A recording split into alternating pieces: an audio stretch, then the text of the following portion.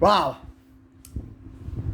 I couldn't believe it's been 20 years since both Sly Cooper, Ratchet and Clank have come out on this year in 2002.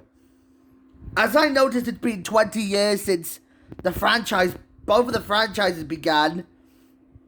Let me focus on one game at a time. As I want to focus on these two games because they're both 20 years old, I need to learn what Sly Cooper came to be. Although Sly Cooper in the UK was called Sly Racoon, for whom it was released on January 17, 2003 in the UK, from a year before, it was originally released in 2002 in North America as Sly Cooper the Furious Raccoonus, which was created by Sucker Punch Productions, as it dealt with the story of Master Thief Sly Cooper and his gang, Bentley the Turtle and Murray the Hippo. They seek out the Furious Five to recover the Furious Raccoonus book, which contains the amalgamation of the ancestors of his thieving moves. Even though the game was praised for using a variation of cel-shading rendering, it had a film noir feel to it. Although it was rendered to be like a hand-drawn animated movie, it was criticized for being too short. As I noticed before we had Spider-Man Into the Spider-Verse, we had this type of cartoon that we got ourselves involved in. Like I learned in the story, Sly told to us about the backstory, about his tragic backstory, and how his father Connor Cooper got killed by the Furious Five, led by the vicious Clockwork. Even though Sir Raleigh had managed to kill Connor, he had to let Raleigh had to let himself and everyone else to scratch the pieces of the book. All five of them have been scattered, and only Sly can save them all. Unless he gets away from Carmelita Fox. For some reason, the only way Sly can do this is that he wants to avenge the death of his father Connor to prove he's smarter enough than an average thief. Although Sly realizes that he needs to find the ancient book, that he needs to discover the true meaning of being a thief. And first of all, when confronting the bullfrog himself, Raleigh was a greedy aristocrat who used his mechanical skills to prey on sunken ships and steal buried treasures from the islands of Wales like a pirate. However, when Raleigh gets arrested by Interpol, he travels to Mesa City, Utah with the help of his friends Bentley and Murray. But Raleigh's old friend Mugshot, who was a muscular bulldog, for whom they both made each other as childhood friends sometime before the events of the first game, has taken over the city centre for his personal gambling empire and his use of street crimes.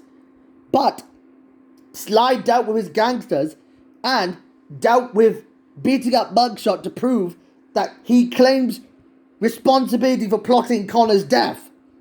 When he travels to the Haitian jungle, Miss Ruby, who was a voodoo priestess, was an alligator who wants to create an army of ghosts to scare everyone who was afraid of her. However, as Ruby explains that she's not the one responsible for doing this, she claims that Panda King was doing it for her bidding. Although the Panda King resides in the Kunlun Mountains of China, he tries to terrorize Sly by burying him in avalanches triggered by his fireworks. Although, with only 4 being locked up by the police, although eventually Panda King would be redeemed and Mugshot would cut ties with Panda King, he learns that Clockwork has stalked his earlier days, realizing he has to trace the metal used in everything to the remote volcano in Russia. In what I learned that they got this idea from Golem. Oh my god. Why would Sly and his pals go to a Russian volcano when we don't see an appearance from freaking Golem? Ah, come on! I just hate this character! I know I hate that character please respect my opinion that I don't care for Golem. Yeah. For some reason, before Sly can get arrested, Sly discovers the true meaning of learning that his Clockwork's creator Arpeggio created him into a mortal machine fueled by his own jealousy and hatred towards Sly and his Coopers. But he recruited the Feeders 5, led by Riley, for his sole purpose of destroying his family Sly's legacy. Clockwork also revealed the reason why he learned the lesson that this book doesn't create great thieves. It takes great thieves to create their moves. But when Sly proceeds to slam Clockwork's body and head, the battle's over. But Carmelia gets handcuffed after she was tricked into trying to arrest Sly to prove their temporary truce was over. Although the head start was only the beginning, that would set up the events for the sequel. As I know I appreciated the mechanics and animations, I'd absolutely love this game. And for Ratchet and Clank, which dealt with the story of a Toy Story-like adventure revolving around Ratchet, who is an android cat confronting a robot named Clank on his home planet Veldin.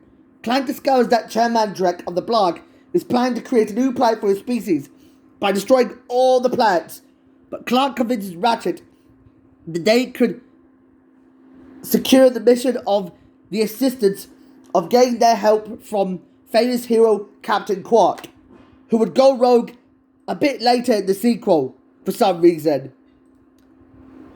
Although, when Clank escaped Quartu, Ratchet discovered the true meaning of meeting his best friend Clank as they proceed to go on a mission to stop the Blargian's business plans of becoming a tycoon to create his new planet. Despite learning that the planet's been overpopulated and severely polluted, all I can say is, this is ripped out of a freaking Captain Planet experience of what I really saw in Rick and Morty's An Inconvenient Mort. The one where Rick and Morty dealt with climate change with a Captain Planet ripoff called Planetina. Speaking of that, I had a funny feeling of what really makes me go ticked off of discovering about the new one for what Clank and Ratchet have to deal with. They have to join forces to stop Drek's operations one by one. The only way to do this is that they learned that this superhero named Captain Quark needs help with them, so they go to Wriggler to prove they can find his headquarters in Umbris. After surviving the obstacle course, Quark betrays them, believing that he was working with Drek the whole time to be his bodyguard. How funny. As it results in a crazy chase, this time Quark goes after Ratchet and Clank, Tom and Jerry style, attempting to make sure the duo doesn't get their target achieved in stealing Drek's plans.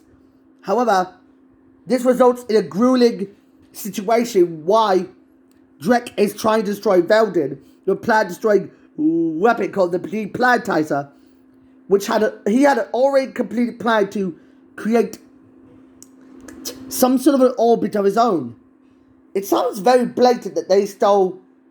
I'm guessing Insomniac stole this from Kingdom Hearts, which involved around Sora discovering that there's a multiverse full of Disney IPs, and Sora's being sent to the quest to save the world from the evil Xehanort, aka Ansem himself, for a love of split personalities. As I noticed that, like Jak and Daxter the Precursor Legacy, this game was intended to repeat an entire process to become the richest person for Drek to do. But when Ratchet launches Drek to his new planet, it's destroyed. He fires to the planet as added King Drek, and chunks of planet begin to hit Veldin, causing both of them to nearby fall to their death. They notice Clank's arm is damaged, realize that Ratchet will remark they'll be fine, and they have to walk away to prove they can try and set things right for the next sequel. As Quark advertises personal hygiene and data, Ratchet and Clank are disgusted as they turn the TV off ended the game in the process. As I know both of the games, Ratchet and Clank does have some Toy Story-esque animation. Both of the animations look pretty useful for a 2002 video game. As I'm going to make a decently decision that I might give both of the games like probably a 9 out of 10. I'd probably, despite the minor issues of these games, but I say it's a must-have for me to do this. Although Sly Cooper only had 3 sequels like Sly 2 Band of Thieves, Sly 3 On Among Thieves, and the ill-fated Sly Cooper Thieves in Time. And that's why this franchise got bitten to the dust by Thieves in Time's failure. While Ratchet and Clank survived the longest, it will receive a film based on the game. As I noticed that some things never change. But you know what they say, all toasters toast toast. And if you like to hit the like button, you could subscribe it for now. So, bye-bye.